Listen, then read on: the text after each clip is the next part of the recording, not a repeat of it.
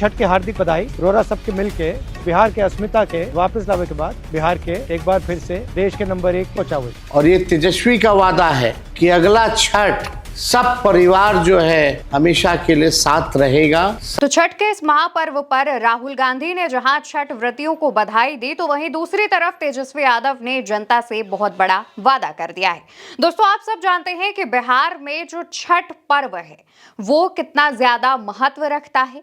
बिहारियों के साथ साथ देशवासियों के लिए छठ व्रत एक महापर्व के समान है। और ऐसे में जब तेजस्वी यादव और राहुल गांधी का ये संदेश जनता के बीच पहुंचता है तो एक बड़े लेवल पर मैसेज देता है। इसको लेकर के लगातार जो तमाम चीजें हैं वो सामने आ रही हैं। सबसे पहले राहुल गांधी ने छठ व्रतियों को क्या संदेश दिया है, पहले आप वो सुनिए। हमारे बिहार के भाई बहन रौरा के छठ की हार्दिक बधाई। रोरा सबके मिलके बिहार के अस्मिता के वापस लावे के बाद बिहार के एक बार फिर से देश के नंबर 1 पहुंचावे।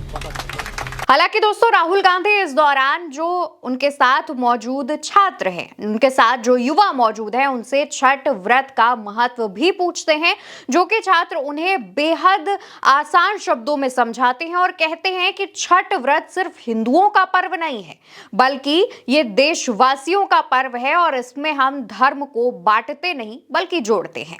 हम आमतौर पे जैसे देखते हैं कि छठ में लोग ज़्यादा माइग्रेशन होता है, दिल्ली से लोग गांव की तरफ बढ़ते हैं, तमाम शहरों से।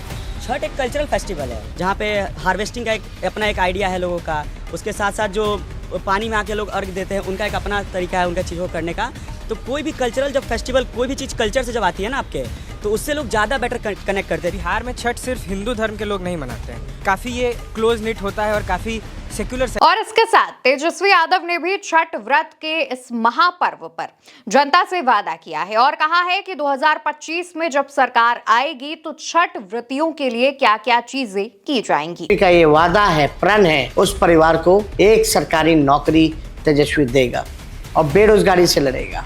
वही लोग जो 2020 में कहते थे कि कहाँ से लाएगा नौकरी, कैसे होगा, तेजस्वी में विल पावर है, इच्छा शक्ति है, विजन है, रोड मैप है कि बिहार को कैसे आगे ले जाना है और ये काम हम करके रहेंगे। दोस्तों, तेजस्वी यादव जनता से वादा करते हैं और साथ ही साथ मौजूदा सरकार पर निशाना भी साधते हैं और कहते हैं कि जिस तरीके से छठ पर्व से पहले जो तमाम चीजें की जानी चाहिए, क्योंकि बिहार में तमाम लोग पलायन करते हैं और छठ व्रत के मौके पर वो वापस अपने राज्य आते हैं। ऐसे में उनको जो सुविधाएं मिलनी चाहिए वो नहीं मिलती हैं। इस वजह से सरकार से नाराजगी भी तेजस्वी जताते हैं और साथ ही साथ जनता से वादा करते हैं कि उनकी सरकार आने पर क्या क्या जो योजनाएं हैं, क्या क्या जो चीजें हैं वो की जाएंगी। इसी को लेकर के आरजेडी का एक पोस्ट भी सामने आया जिसमें आरजेडी की तरफ से लिखा गया, बिहार में बेरोजगारी का दर्द सबसे ज्यादा वो गरीब लोग सहते हैं जिन्हें अपने परिवार का पेट पालने के लिए बिहार के बाहर रहना पड़ता है।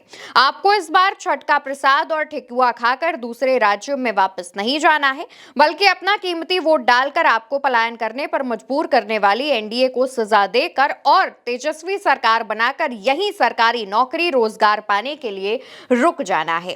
साफ तौर पर जो आरजेडी है वो लोगों से यही अपील कर रही है कि आप छठ के बाद वापस ना जाएं, बल्कि जो चुनाव होने हैं, जो विधानसभा के इलेक्शन होने हैं, उस दौरान वोट डालकर तब वापस जाए। और इसको लेकर के जनता से ना सिर्फ अपील की गई बल्कि तेजस्वी यादव ने भी जनता को लगभग आईना दिखाने का जो काम है वो किया है। दोस्तों, बिहार में करीब 7 करोड़ 24 लाख से ज्यादा मतदाता इस बार मतदान करेंगे। इसमें 3 करोड़ 50 लाख से ज्यादा महिलाओं की भागीदारी है।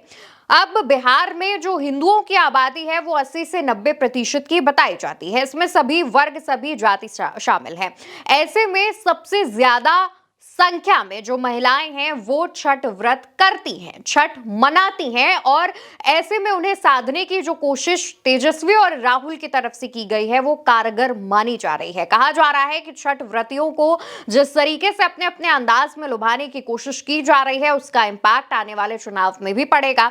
महिलाएं जो है वो निर्णायक की भूमिका निभाती हैं। तमाम सीटों पर ऐसी चीजें देखी जाती हैं चुनावों के दौरान कि महिलाओं की भागीदारी अगर ज्यादा होती है तो उस सीट पर परफॉर्मेंस काफी अच्छी होती है।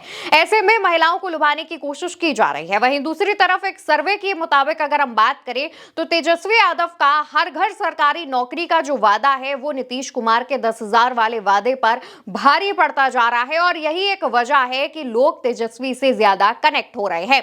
तेजस्वी यादव ने इस बार जब छठ व्रती महिलाओं से यह वादा किया है तो यह वादा जमीन पर कितना इंपैक्टफुल साबित होगा ये तो देखने वाली बात होगी। लेकिन मेरा आपसे सवाल यह है कि तेजस्वी और राहुल जिस तरीके से लोगों के साथ जुड़ने की कोशिश कर रहे हैं, क्या ये आने वाले चुनाव में एनडीए पर भारी पड़ सकता है? इसका जवाब कमेंट सेक्शन में दीजिएगा। वीडियो उल्टा चश्मा यूसी पर देख रहे हैं। मेरा नाम अवंतिका है। नमस्कार।